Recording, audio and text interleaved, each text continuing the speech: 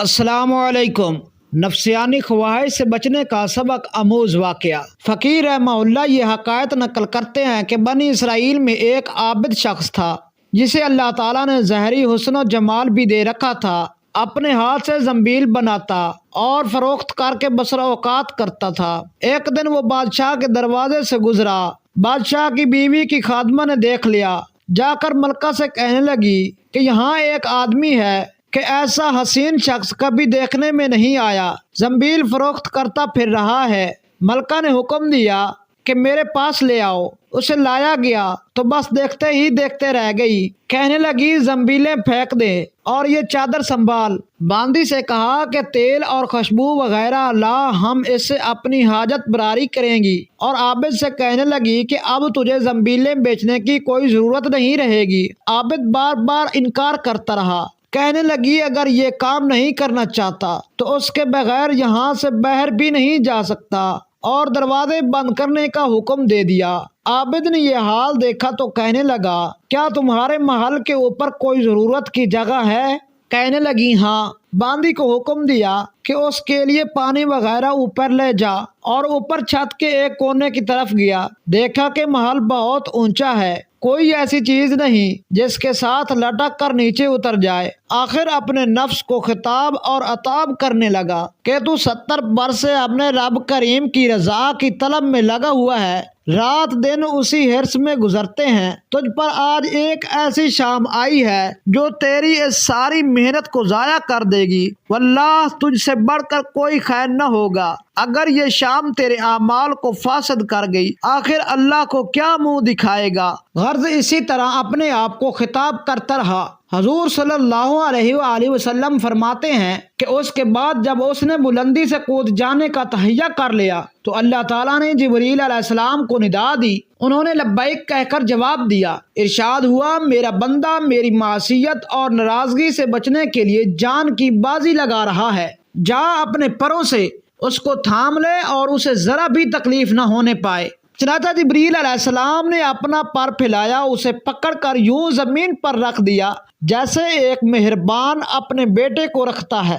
فرمایا کہ عابد یہاں سے سیدھا گھر گیا، زنبیلیں وغیرہ وہیں رہ گئیں۔ سورج غروب ہو رہا تھا۔ بیوی کہنے لگی زنبیلوں کی قیمت کہاں ہے؟ کہنے لگا آج تو ان کا کچھ نہیں ملا۔ تو کہنے لگی آج رات افطار کس چیز سے کریں گے؟ کہنے لگا آج کی رات یوں ہی ذرا صبر سے کاٹ لیں گے۔ پھر کہنے لگا اٹھ کر تنور میں آگ جلا دے، ہمسائے ہمارے تنور میں آگ نہیں دیکھیں گے تو نامعلوم کیا کیا کچھ خیالات دوڑائیں گے، خواہ مخواہ انہیں پریشان کرنا اچھا نہیں۔ بیوی نے اٹھ کر تنور میں آگ جلا دی، خود واپس آ کر بیٹھ گئی۔ ایک پڑوسن آگ لینے کو آئی، پوچھا آگ ہے؟ جواب ملا آگے بڑھ کر تنور سے لے لو۔ یہ عورت آگ لے کر واپس ہوئی تو گھر والی سے کہنے لگی تو یہاں بیٹھی باتیں کر رہی، ادھر تیری روٹیاں پک چکی ہیں بلکہ جلنے کو ہیں۔ عورت نے اٹھ کر دیکھا تو تنور بہترین روٹیوں سے بھرا ہوا تھا۔ عورت نے انہیں برتن میں رکھا اور خاوند کے پاس لے آئی اور کہنے لگی کہ تیرے ساتھ اللہ کا یہ معاملہ تیرے بلند درجات کی وجہ سے ہی ہو سکتا ہے،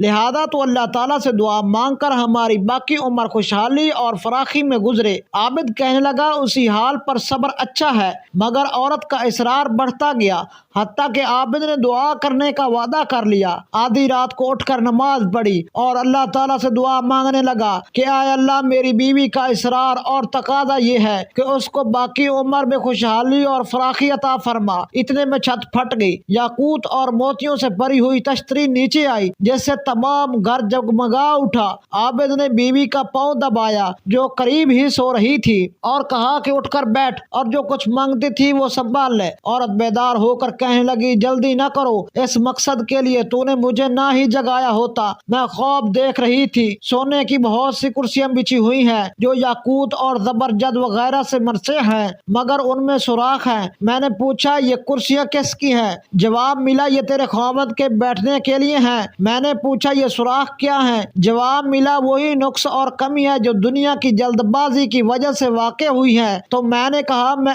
کسی ایسی چیز کی خواہش نہیں رکھتی جس سے تیری نشست گاہ میں نقص پیدا ہو، لہذا اپنے رب سے اسے واپس کرنے کی دعا کر لو۔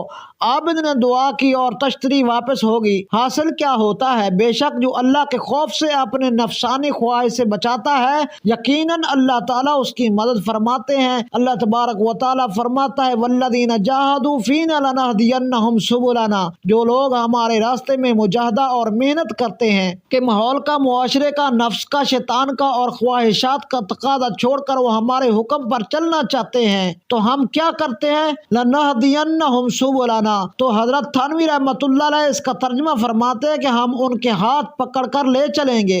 یہ نہیں کہ دور سے دکھا دیا کہ یہ راستہ ہے، بلکہ فرمایا ہم اس کا ہاتھ پکڑ کر لے جائیں گے، لیکن ذرا کوئی قدم تو بڑھائے، ذرا کوئی ارادہ تو کرے، ذرا کوئی اپنے نفس کے مقابلے میں ایک مرتبہ ڈٹے تو صحیح، پھر اللہ تعالیٰ کی مدد آتی ہے۔ یہ اللہ تعالیٰ کا وعدہ ہے جو کبھی جھوٹا نہیں ہو سکتا، لہذا مجاہدہ اسی کا نام ہے۔ ایک مرتبہ آدمی ڈٹ کر ارادہ کر لے کہ یہ کام نہیں کروں گا، دل پر آرے چل جائیں گے، خواہشات پامال ہو جائیں گی، دل و دماغ پر قیامت گزر جائے گی، لیکن یہ گناہ کا کام نہیں کروں گا۔ جس دن نفس کے سامنے ڈٹ گیا، اللہ تعالیٰ فرماتے ہیں اس دن سے وہ ہمارا محبوب ہو گیا، اب ہم خود اس کا ہاتھ پکڑ کر اسے اپنے راستے پر لے جائیں گے۔ اس لیے اصلاح کے راستے میں سب سے پہلا قدم مجاہدہ ہے، اس کا عزم کرنا ہوگا۔ جو آرزوئیں دل میں پیدا ہو رہی ہیں وہ چاہے برباد ہو جائیں، چاہے ان کا خون ہو جائے، اب میں نے تو ارادہ کر لیا ہے کہ اب تو اس کو بنانا ہے۔ تیرے قابل مجھے، اب اس دل میں اللہ کے انوار کا نزول ہوگا،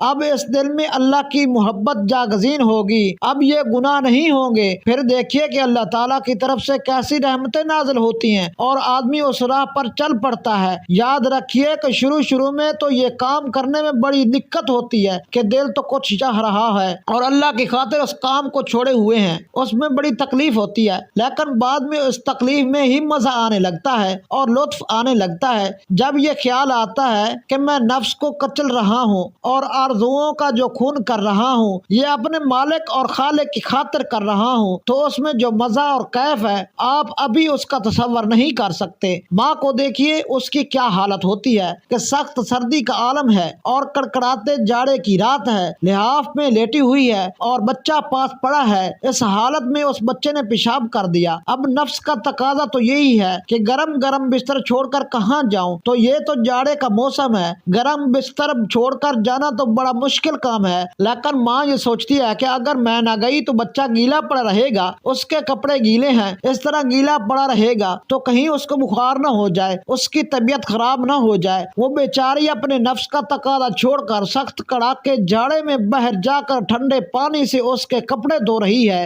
اور اس کے کپڑے بدل رہی ہے۔ یہ کوئی معمولی مشقت ہے، معمولی تکلیف ہے، لیکن ماں یہ تکلیف برداشت کر رہی ہے۔ کیوں؟ اس لیے کہ اپنے بچے کی فلاح اور اس کی صحت ماں کے پیش نظر ہے، اس لیے وہ اس سخت جاڑے میں اپنے نفس کے تقاضے کو پامال کر کے یہ سارے کام کر رہی ہے۔ ایک عورت کا کوئی بچہ نہیں ہے، کوئی اولاد نہیں ہے، وہ کہتی ہے بھائی کسی طرح میرا علاج کراؤ تاکہ بچہ ہو جائے، اولاد ہو جائے، اس کے لیے دعائیں کراتی پھرتی ہے کہ دعا کرو اللہ میاں سے مجھے اولاد دے دے، اور اس کے لیے تعویذ گنڈے اور اللہ تعالیٰ جانے کیا کیا کراتی پھر رہی ہے۔ ایک دوسری عورت اس سے کہتی ہے کہ ارے تو کس چکر میں پڑی ہے، بچہ پیدا ہوگا تو تجھے بہت سی مشقتیں اٹھانی پڑیں گی، جاڑے کی راتوں میں اٹھ کر ٹھنڈے پانی سے کپڑے دھونے ہوں گے۔ تو وہ عورت جواب دیتی ہے کہ میرے ایک بچے پر 1000 جاڑوں کی راتیں قربان ہیں، اس لیے وہ اس بچے کی قدر و قیمت اور اس کے دولت ہونے کا احساس اس کے دل میں ہے، اس واسطے اس ماں کے لیے ساری تکلیفیں راحت بن گئی۔ وہ ماں جو اللہ سے مانگ رہی ہے کہ یا اللہ مجھے اولاد دے دے، اس کے معنی یہ ہے کہ اولاد کی جتنی ذمہ داریاں ہیں، جتنی تکلیفیں ہیں وہ دے دے، لیکن وہ تکلیفیں اس کی نظر میں تکلیفیں ہی نہیں بلکہ وہ راحت ہیں۔ اب جو ماں جاڑے کی رات میں اٹھ کر کپڑے دھو رہی ہے اس کو طبعی طور پر تکلیف تو ضرور ہو رہی ہے، لیکن عقلی طور پر اسے اطمینان ہے کہ یہ میں اپنے بچے کی بھلائی کی خاطر کر رہی ہوں۔ جب یہ اطمینان ہوتا ہے تو اس وقت اسے اپنی آرزوؤں کو کچلنے میں بھی لطف آنے لگتا ہے۔ اسی بات کو مولانا رومی رحمۃ اللہ علیہ فرماتے ہیں از محبت تلخا شیریں شود،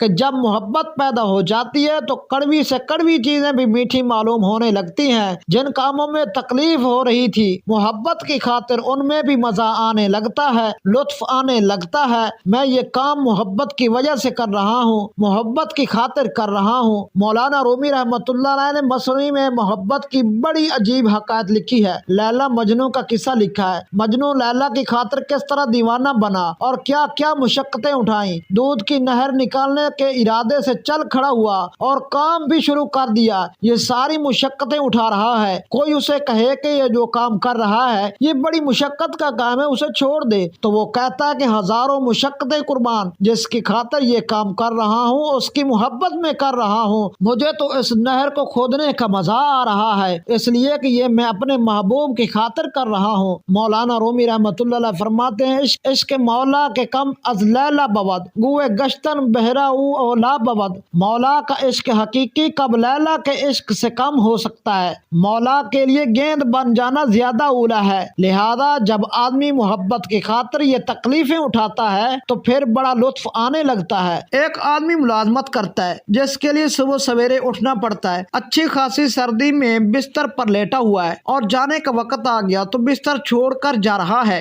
नफ्स का तकाजा तो ये था कि गरम गरम बिस्तर में पड़ा रहता, लेकिन घर छोड़कर बीवी बच्चों को छोड़कर जा रहा है और सारा दिन मेहनत की चक्की पीसने के बाद रात को किसी वक्त घर वापस आना है। और बेशुमार लोग ऐसे भी हैं जो सुबह अपने बच्चे को सोता हुआ छोड़कर जाते और रात को वापस आकर सोता हुआ पाते हैं। गर्द वो शख्स ये सब तकलीफें बर्दाश्त कर रहा है। अब अगर कोई शख्स उससे कहे कि अरे भाई तुम मुलाजमत में बहुत तकलीफ उठा रहे हो, चलो मैं तुम्हारी मुलाजमत छुड़ा देता हूँ, वो जवाब देगा नहीं भाई नहीं, बड़ी मुश्किल से ये मुलाजमत मिली है, उसको मत छुड़वाना, उसको सुबह सवेरे उठकर जाने में ही मजा आ रहा है और औलाद को बीवी को छोड़कर जाने में मजा आ रहा है, क्योंकि इसलिए उसको उस तनख्वाह से मोहब्बत हो गई है जो महीने के आखिर में मिलने वाली है। उस मोहब्बत के नतीजे में ये सारी तकलीफें शेरी बन गई। अब अगर किसी वक्त मुलाजमत छूट गई तो रोता फिर रहा है कि हाय वो दिन कहाँ गए जब सुबह सवेरे उठकर जाया करता था, और लोगों से सिफारिशें कराता फिर रहा है कि मुझे मुलाजमत पर दोबारा बहाल करा दो।